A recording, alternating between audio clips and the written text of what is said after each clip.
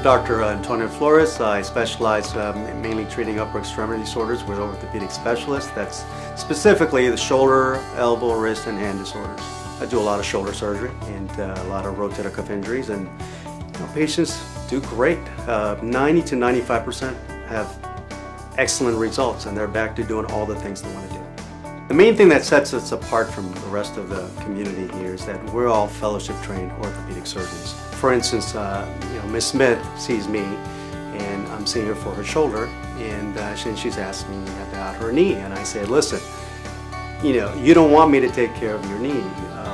Dr. Springer, Dr. Reynolds, Dr. Gardner, this is all they do.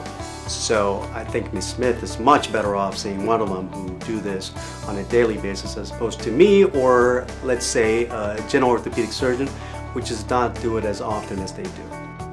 I tell my patients it's all about quality of life. Some patients could live with the pain, but South Florida is a very active community. There's all kinds of interest in this area: golfing, tennis, fishing.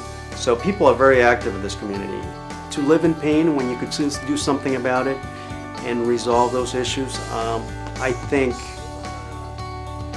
you're cheating yourself in a way. There's no reason to live in pain if we could help you.